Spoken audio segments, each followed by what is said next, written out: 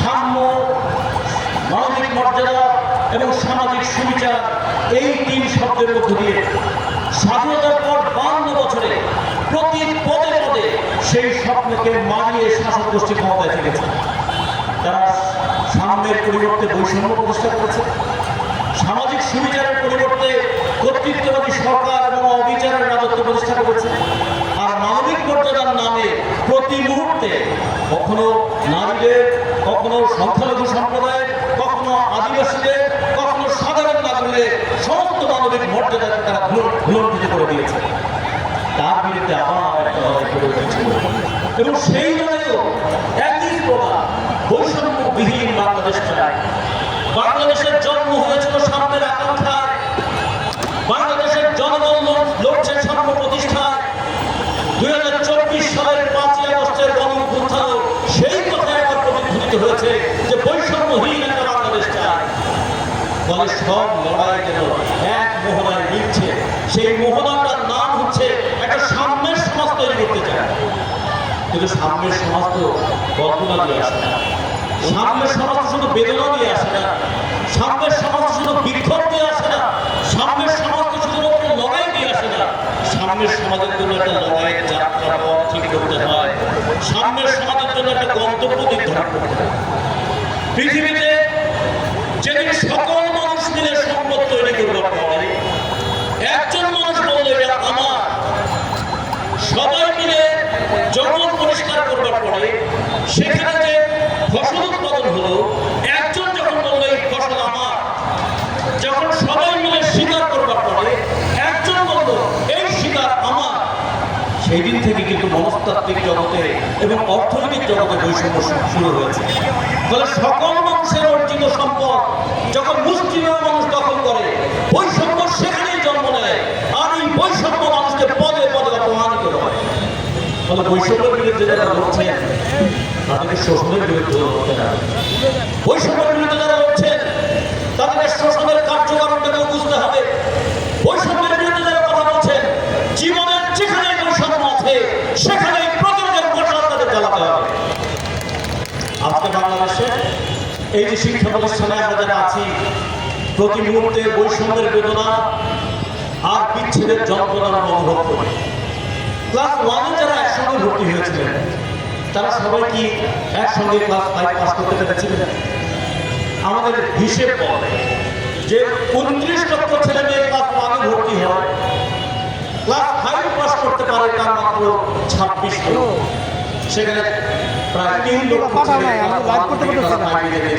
ঝরে যায়। ক্লাস 5-এর পরে ক্লাস 6-এ যারা ভর্তি হয় তারা সবাইকে এসএসসি পরীক্ষা দিতে পারে, মেট্রিক পরীক্ষা দিতে পারে। ক্লাস 6-এ যারা ভর্তি হলো 26 লক্ষ, মেট্রিক পরীক্ষা দিতে আসে তাদের মধ্যে 18 লক্ষ, 8 লক্ষ যারা ঝরে যায়। প্রতি মুহূর্তে দেখছে তার পাশ থেকে বন্ধু হারিয়ে যাচ্ছে। যে বন্ধুরা একসঙ্গে মাঠে খেলেছিল সেই বন্ধুরা একসঙ্গে কলেজে যেতে পারে, যে বন্ধুরা একসঙ্গে পরীক্ষা দিয়েছে তারা সবাই কলেজে ভর্তি হতে পারে। কলেজে 18 লক্ষ মেট্রিক পরীক্ষা দেওয়ার পরে কলেজে ভর্তি হতে পারে 14 লক্ষ, 4 লক্ষ এইখানে ঝরে যায়। বন্ধু হারায় প্রতিদিন। আর যে 14 লক্ষ ইন্টারমিডিয়েট পরীক্ষা দেয় তারা পাস করবার পরে কোথায় যায়? বাংলাদেশের উচ্চশিক্ষা প্রতিষ্ঠানে ভর্তি হওয়ার সব মিলিয়ে আসন সংখ্যা 5 লক্ষ, মানে 9 লক্ষ আবার ঝরে গেল। এই 5 লক্ষের মধ্যে 86,000 থেকে 90,000 ভর্তি হতে পারে পাবলিক বিশ্ববিদ্যালয়, যেগুলো সরকারি টাকায় পরিচালিত হয়, জনগণের ট্যাক্সের টাকায় পরিচালিত হয়। আর বাকি 117টা বিশ্ববিদ্যালয় আছে যেগুলো বলে বেসরকারি বিশ্ববিদ্যালয়। বাকি 2100 কলেজ আছে যেগুলো হচ্ছে জাতীয় বিশ্ববিদ্যালয় অধিভুক্ত কলেজ। মানে শিক্ষার পদে পদে আমরা বৈষম্য বলেছি, আর শিক্ষার পদে পদে বন্ধু হারানোর বেদনা অনুভব করেছি। এইরকম করেই তো আমরা শিক্ষিত হয়ে উঠি। আর শিক্ষিত হওয়ার পরে আমাদের কি পরিস্থিতি? 5 লক্ষ ছেলে মেয়ে বিশ্ববিদ্যালয়ে ভর্তি হয়, তাদের বিসিএস নামক সোনার হরিণের জন্য সেখানে আসন আছে 2,500। এই ঢাকা বিশ্ববিদ্যালয়ে আন্দোলন গড়ে উঠেছিল ওই বিসিএস পরীক্ষার কোটা দূর করার, কোটা ঘোষণা দূর করার। খেয়াল করে দেখুন, 29 লক্ষ থেকে 5 লক্ষ, 5 লক্ষ থেকে 2,500। শুধুমাত্র কোটা সংস্কারের আন্দোলনটাই সমস্ত ছাত্রদের আন্দোলন ছিল না। শুধুমাত্র সরকারি চাকরিতে পরীক্ষা দেওয়ার সুযোগ পাওয়াটাই সকল ছাত্রের আন্দোলন ছিল না। তাদের বুকের গভীরে বেদনা ছিল। আমি যে আমার ক্লাস 5 এর মধ্যে হারালাম, অবহেলার কারণে যে বিশ্ববিদ্যালয়ে যে কলেজে পড়তে পারবে না, যে কলেজে পড়তো সেও অবহেলার কারণে উচ্চ মাধ্যমিক পরীক্ষা দিতে পারবো না। যারা উচ্চ মাধ্যমিক পরীক্ষা দিল তারাও তো পরবর্তীতে নানা কারণে বিশ্ববিদ্যালয়ে পড়তে হতে পারবো না। ফলে ছাত্রদের চাইতে বিচ্ছেদের বেদনা কে বেশি অনুভব করে? ছাত্ররা এখানে যুক্ত হয়েছিল, যতটা যুক্ত হয়েছিল পাবলিক বিশ্ববিদ্যালয়ের ছাত্ররা, তার চেয়ে অনেক বেশি যুক্ত হয়েছিল আমাদের প্রাইভেট বিশ্ববিদ্যালয়ের ছাত্ররা।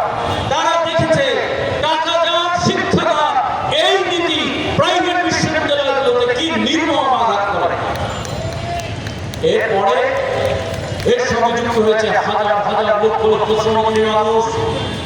খেয়াল করে দেখুন, 24-এর আন্দোলনে নিহতদের কথা যখন আমরা বলি তখন বলি 1500 জন নিহত হয়েছে। এখন পর্যন্ত তালিকা হয়েছে 850 জনের মতো। সেই 850 জনের মধ্যে ছাত্রের সংখ্যা কতখানি আছে, শ্রমিকের সংখ্যা তার চেয়ে কোনো অংশে কম নয়। এই শ্রমিক কেন লড়াই এসেছিল? এই আন্দোলনে 107 জনের উপরে শিশু মৃত্যুবরণ করেছে। এই শিশুরা কেন এই আন্দোলনে জীবন দিয়েছে? আজকে যখন বৈষম্যবিহীন আন্দোলনের পরিসমাপ্তিতে বৈষম্যবিহীন সমাজ গঠনের সংগ্রামে আমরা যুক্ত, আমরা কি আমাদের সংগ্রামের চিত্রটা ভুলে যাব? আমরা যদি আমাদের সংগ্রামের চিত্রটা ভুলে যাই তাহলে আমরা আমাদের কর্তব্যটাকেও ভুলে যাব। এই কর্তব্য ভুলে যাওয়ার কিছু দৃষ্টান্ত এখন আমরা দেখছি। কিরকম? গান গাওয়া দেখা যায়, যে গান একদিন মানুষকে ঐক্যবদ্ধ করেছিল। বুলেটের সামনে, পুলিশের সামনে দাঁড়িয়ে যখন জাতীয় সঙ্গীত গান গেয়েছিল যে যুবক, যখন ধনধান্য পুষ্প ভরা গান গিয়েছিল যে যুবক, মুক্তির মন্দির ও সমানত হয়ে কত প্রাণ হলো বলিদান, এই কথা বলে মৃত্যুকে উপেক্ষা করতে শিখেছিল যে যুবক। আজকে বৈষম্যবিহীন আন্দোলনের পরে সেই গান গাওয়ার বন্ধ করে দেওয়া হচ্ছে। যে আনন্দ ছিল জাত গেল বলে এই কাণ্ড কারখানা কতদিন চলবে? আজকে জাত পাতে যারা সমাজকে আবার বিভক্ত করতে চায় তারা লালনের উপরেও তো অক্ষরত্ব নিয়ে নিচ্ছে। তাহলে এটাও কিন্তু শিক্ষার মতো অতীতের সমস্ত আন্দোলনে রক্ত দিয়েছে মানুষ, কিন্তু ক্ষমতায় যারা গিয়েছে তারা প্রথমে ওই মানুষের আকাঙ্ক্ষার সঙ্গে বেইমানি করেছে। এবারও কি তার লক্ষণ আমরা দেখতে পাচ্ছি? এবারও কি তার আশঙ্কা দেশের মানুষ অনুভব করে? তাহলে খেয়াল রাখতে হবে, আমরা যাতে স্লোগান দিই লড়াই লড়াই লড়াই চাই, লড়াই করে বাঁচতে চাই, এই লড়াই আমাদের আন্দোলনে যেখানেই বৈষম্য, যেখানেই প্রতারণা, যেখানেই শোষণ, সেখানেই একদল মানুষ লাগে যারা বুকের রক্ত দিয়ে লড়াই করে বলে। সেই মানুষদের উত্তরসূরি হওয়ার জন্যই আমরা সমাজতান্ত্রিক ছাত্র ফেডারেশন যুক্ত হয়েছিলাম। আমরা বলেছিলাম শিক্ষাকে সমাধান করতে গেলে শিক্ষাকে হতে হবে বিজ্ঞান ভিত্তিক, শিক্ষাকে হতে হবে গণতান্ত্রিক, শিক্ষাকে হতে হবে একই পদ্ধতি। শিক্ষার মধ্যে কোন ধরনের শিক্ষার পথে কোন ধরনের বাধা এটা আরোপ করা চলবে না। ফলে সমাজতান্ত্রিক ছাত্রফ্রন্ট যে ঘোষণা দিয়েছিল সেই ঘোষণা বাস্তবায়নের লড়াই আজকেও প্রয়োজন। সমাজতান্ত্রিক ছাত্রফ্রন্ট যে ঘোষণা দিয়েছিল সেই অপূর্ণ ঘোষণা নিয়ে ভবিষ্যতের ছাত্রফ্রন্টের কর্মীরা তারা লড়বে। সমাজতান্ত্রিক ছাত্রফ্রন্টের কর্মীরা যে মিলে যায় এক পতাকার নিচে, মিশে যায় এক স্লোগানে, উচ্চারিত হয় একই ধরনের শব্দের কথা, তার ভিত্তি হচ্ছে শোষণের বিরুদ্ধে লড়াই অব্যাহত থাকবে যতদিন পৃথিবীতে শোষক থাকবে। ফলে শোষক এবং শোষকের এই লড়াই আমাদের সামনে দিক নির্দেশনা কি, আমাদের সামনে পথ নির্দেশনা কি? আমাদের সামনে দিক নির্দেশনা হচ্ছে কিভাবে শ্রমিকের শ্রম আত্মসাৎ হয়, কিভাবে কৃষকের শ্রম আত্মসাৎ হয়, কিভাবে নারী অবমূল্যায়িত হয়, কিভাবে আদিবাসীরা উপেক্ষিত হয়, কিভাবে মানুষের অংশে ভেদাভেদ, অর্থনৈতিক ভেদাভেদ তৈরি করে দেওয়া হয়। তার একটা কারণ আছে, কপাল দিয়ে এটাকে ব্যাখ্যা করা যাবে না।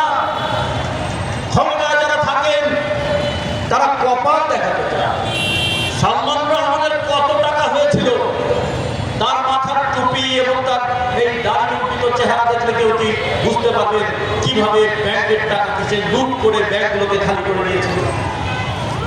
অনেকে বলবে তার কপাল ছিল, লোকটার কপাল ভালো, অনেক টাকা মালিক হয়েছে।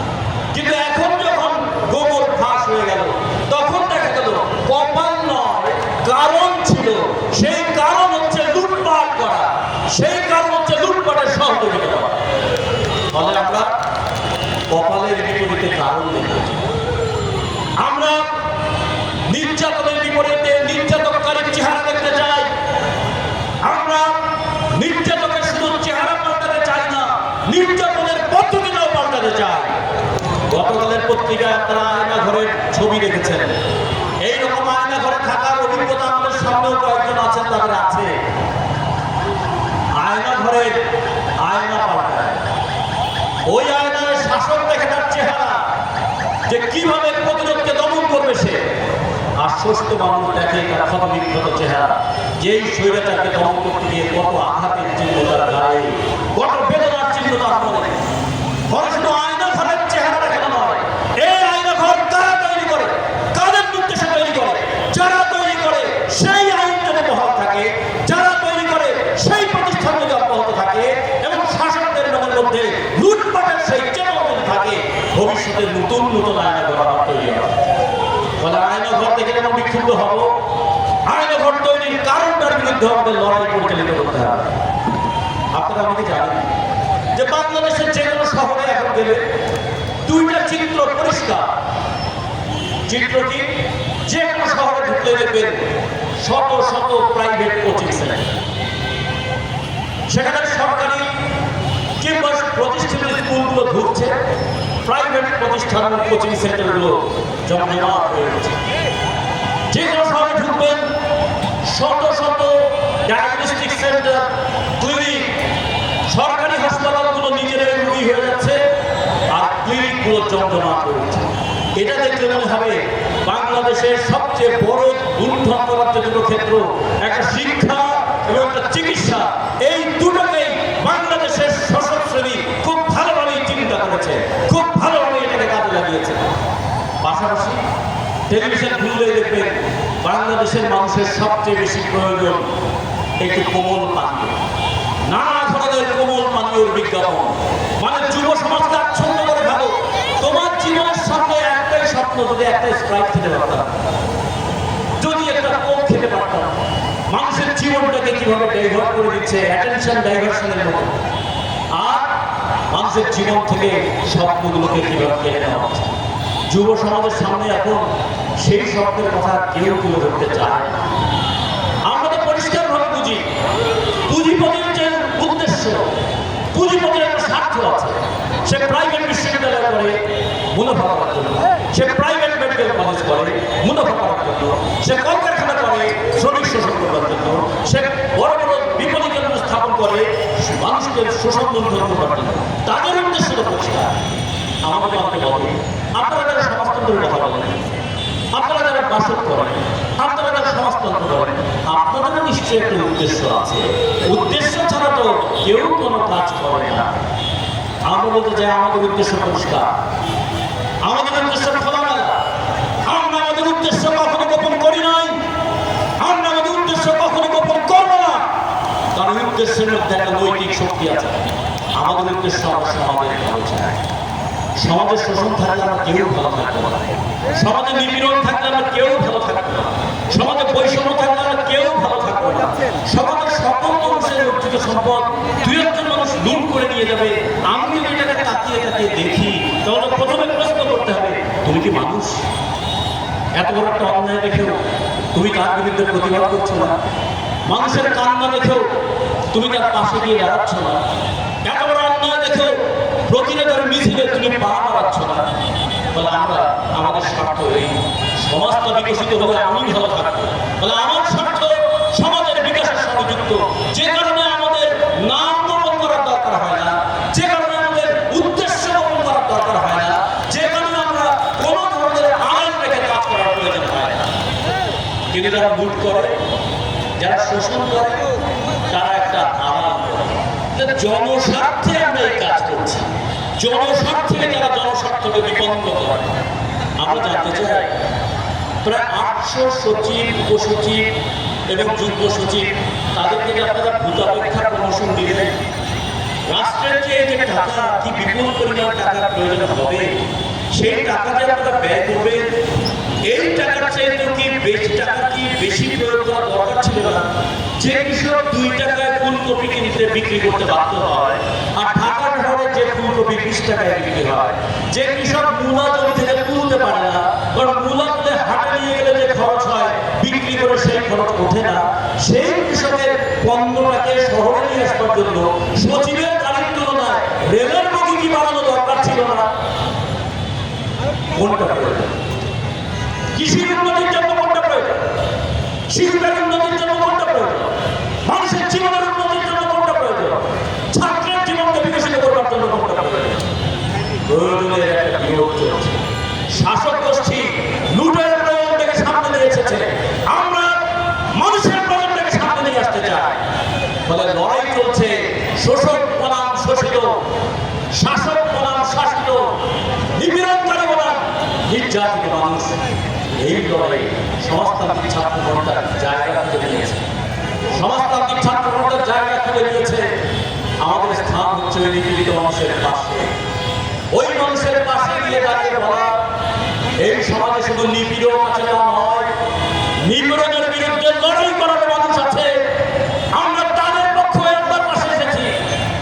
আপনার চোখের জল সবার জন্য আসছে না, যারা আপনার চোখের জল ছড়ায় তাদের বিরুদ্ধে প্রয়োজনে বুকের রক্ত দিতে আমরা এসেছি। বলে সেই লড়াই সমাজতান্ত্রিক ছাত্র জনতা করেছে।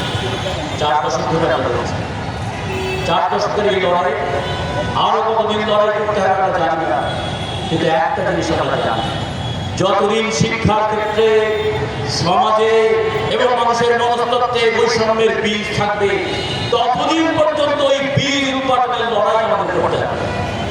পাহাড়ে যে আদিবাসী কাঁদে, সমতলের যে আদিবাসী ভূমি হারিয়ে কাঁদে, শুধুমাত্র ধর্মীয় সংখ্যালঘু হওয়ার কারণে যার রাতটা নির্ঘুম কাটে, শুধু মেয়ে হওয়ার কারণে যে নিরাপদে পথ চলতে পারে না, যে শ্রমিক সারা মাস পরিশ্রম করে পরের মাসটা কিভাবে চলবে তার টাকা দিয়ে সে কোনো হিসেব পায় না, যে কৃষক 2 টাকা দিয়ে ফুলকপির চারা কিনে 2.5 মাস যত্ন করে একটা ফুলকপি আবার 2 টাকায় বিক্রি করে, 2.5 মাসের শ্রম তার যে হারিয়ে যায়, দুঃখিত হয়, সেই কৃষক ওদের বেদনাকে আমাদের স্পষ্ট করে না।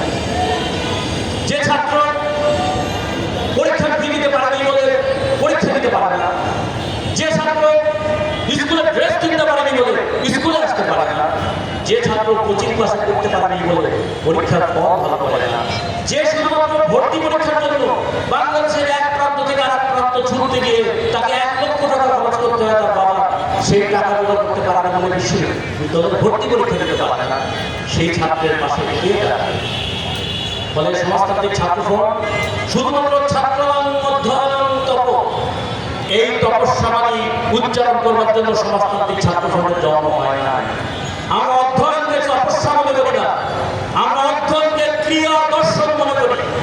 আমি যা শিখলাম, আমি যখন শিখলাম 2 আর 2 এ 4 হয়, তখন যদি কেউ আমাকে বোঝানোর চেষ্টা করে 2 আর 2 এ 5 হয়, তখন তার চোখের সামনে, তার চোখে চোখ রেখে বলতে পারি যে তুমি একটা মিথ্যাবাদী, তুমি মিথ্যা শেখাচ্ছ আমাকে।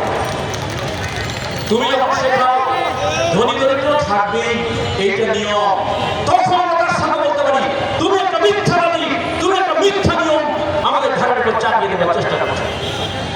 তুমি যখন বোঝানোর চেষ্টা করো সব ছাত্রকে কি বিশ্ববিদ্যালয়ে পড়ানো সম্ভব, সব ছাত্রকে কি চাকরি দেওয়া সম্ভব, আমরা তখন বলবো তুমি একটা মিথ্যাবাদী, তুমি একটা মিথ্যা আমাদের ঘরের উপর চাপিয়ে দিতে চাও। ছোট্ট একটা উদাহরণ দিয়ে আমার কথা শেষ করি। 1,10,00,000 মানুষের একটা দেশ, তার নাম কি হবে? 1959 সালে সেই দেশ সাম্রাজ্যবাদের কবল থেকে সমাজতন্ত্রের আকাঙ্ক্ষায় মুক্তি অর্জন করেছে। সেই দেশে 1,10,00,000 মানুষের দেশে শিক্ষক এবং শিক্ষার সঙ্গে যুক্ত মানুষের সংখ্যা 4 লক্ষ। হিসেব করুন আমাদের 18 কোটি মানুষের দেশে, তাহলে এটার পরিমাণ প্রায় 75 লক্ষ হওয়ার কথা। যদি কিউবার মতো একটা আধা রাষ্ট্রমিত্র দেশের মানুষ হই। আর যদি কিউবার মতো একটা যদি সমাজতান্ত্রিক পদ্ধতি থাকে, তাহলে বাংলাদেশের শিক্ষকের সংখ্যা হওয়ার কথা ছিল, শিক্ষক কর্মচারী মিলে শিক্ষা সম্পর্কিত ব্যক্তিবর্গের সংখ্যা হওয়ার কথা ছিল ৭৫ লক্ষ। আজকে আমাদের শিক্ষকরা শাহবাগের মাঠ খায়, আমাদের শিক্ষকরা প্রেস ক্লাবের মাঠ খায়। কেন? শিক্ষকতা, শিক্ষক যেটা কাজ করে মাসের শেষে বেতন পায়। ফলে কিউবা শিক্ষায় বিনিয়োগ করতে গিয়ে সে তার জিডিপি ৭% বরাদ্দ করেছে। আর আমরা নাকি উন্নয়নের এমন মহাসড়ক দেখেছি, সড়ক পার হয়ে আমরা মহাসড়কে চলে গেলাম, আমরা স্যাটেলাইট উৎক্ষেপণ করলাম, এবং সেই স্যাটেলাইট উৎক্ষেপণ করতে গিয়েও কত দুর্নীতি এবং কত টাকাকে আমরা আসমানে তুলে দিলাম। ওই কিউবাতে প্রতি ১২ জন ছাত্রের জন্য একজন শিক্ষক। ওই কিউবাতে কতজন ডাক্তার, কতজন ইঞ্জিনিয়ার, তারা শুধু কিউবা নয়, গোটা ল্যাটিন আমেরিকার দেশগুলোর শিক্ষা, গোটা ল্যাটিন আমেরিকার দেশগুলোর স্বাস্থ্যভাবে কি পরিমাণ ভূমিকা আছে, কেমন করে সম্ভব হয়, কেন সম্ভব হয়, এই প্রশ্নটাও আমরা উত্তর খুঁজতে চাই। দেশ যদি সমাজতন্ত্রের দিকে ধাবিত হয়, এই সীমিত সম্পদের মধ্য দিয়েও মানুষের জীবনের অসীম সম্ভাবনাকে উন্মোচন করা যাবে। আর দেশ যদি পুঁজিবাদের পথে চলে, এই যে হাজার হাজার কোটি টাকা থাকলেও সেই কোটি টাকা দেশ থেকে পাচার হয়ে যাবে। তাহলে আমরা নির্ধারণ করবো কোন পথে দেশটা যাবে। এই বাংলাদেশে ৭,৩৭,০০,০০০ শ্রমিক মানুষ দেশের বাইরে কাজ করছে, ১,৪৯,০০,০০০ মানুষ। এই বিরোধ হয়েছে বলে আমি চেয়ারে বসতে চাচ্ছেন না। এখন তাপমাত্রা ২৮ ডিগ্রি সেন্টিগ্রেড। সৌদি আরবে বিশ্বকাপ হবে, এর আগে কাতারে বিশ্বকাপ হয়েছিল, যেখানে তাপমাত্রা বেড়ে যাচ্ছে ৪০, ৪৭, ৪৮ ডিগ্রি সেন্টিগ্রেড। ওই তাপমাত্রায় প্লাম্বিং মিস্ত্রি হিসেবে কাজ করে, নির্মাণ শ্রমিকের কাজ করে, শুধুমাত্র কাতার বিশ্বকাপের স্টেডিয়াম তৈরি করতে গিয়ে বাংলাদেশের ১২০০ শ্রমিক জীবন দিয়েছে, ওই হিট স্ট্রোকে মরে গিয়েছে। সেই মানুষগুলো যে টাকা পাঠায়, কৃষক যে উৎপাদন করে, শ্রমিক যে উৎপাদন করে, আমার শিক্ষকরা যে শিক্ষার স্বপ্ন দেখায়, সেই স্বপ্নের সঙ্গে আমাদের ছাত্রদের দায়িত্ব নজরুলের মতো করে কি আমাদের খেলা আমরা বলবো না?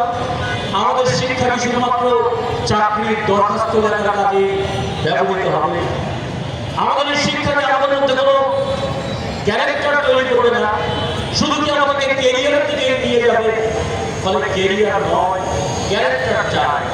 আমরা শুধু শোষকের পদদমন করা নয়, মন রাখা করতে বললে, কবিতায় বললে যে কারো একটা দাড়ি, কমা, সেন্টগুলো কিছুই ব্যবহৃত হলো না শরীরটাকে থামাবার জন্য। আমরা মনে করি আমাদের সামনে একটা কর্তব্য নির্ধারিত হয়েছে, ইতিহাস নির্ধারিত সেই কর্তব্য যুগ যুগ ধরে মানুষ অর্জন করেছে, সেই অর্জনের নাম উত্তরাধিকার। প্রতিদিন মানুষ উৎপাদন করছে, সেই উৎপাদনের ব্যবহারকারী আমরা সারাদিন উৎপাদন করি। আমি যে চা খেলাম, গতকাল সিলেট থেকে এসেছি, চা বাগানের শ্রমিকরা সারাদিন চা বাগানে কাজ করে ১৭০ টাকা মজুরি পায়। আমি যে ভাত খাবো, এই প্রচন্ড গরমে বৃষ্টিতে কাদায় ওই কৃষক ফসলের উৎপাদন করে। আমার যে গায়ের পোশাক, সেই পোশাক শ্রমিক উৎপাদন করে। তাদের কাছে যে আমার ঋণ নাই, তাদের প্রতি আমার দায় নাই। সমাজতান্ত্রিক ছাত্রফ্রন্ট শুধু স্বপ্ন দেখানোর সংগঠন নয়, সমাজতান্ত্রিক ছাত্রফ্রন্ট ঋণ স্বীকারের সংগঠন, সমাজতান্ত্রিক ছাত্রফ্রন্ট দায় গ্রহণের সংগঠন, এবং এই ঋণ স্বীকার করা এবং দায় গ্রহণ করার জন্য সংগ্রামের সংগঠন। সেই সংগ্রামের সংগঠন ৪ দশক ধরে লড়ছে, আগামীতেও লড়বে। লড়াইয়ের মধ্যেই আমরা আমাদের জীবন খুঁজে পেয়েছি, লড়াইয়ের মধ্য দিয়ে আমরা আমাদের মর্যাদাকে প্রতিষ্ঠা করবো। এই কথা বলে আপনাদের সবাইকে ধন্যবাদ জানিয়ে আমার বক্তব্য শেষ করছি। বিপ্লব দীর্ঘজীবী হোক, মেহনতি মানুষের জয়।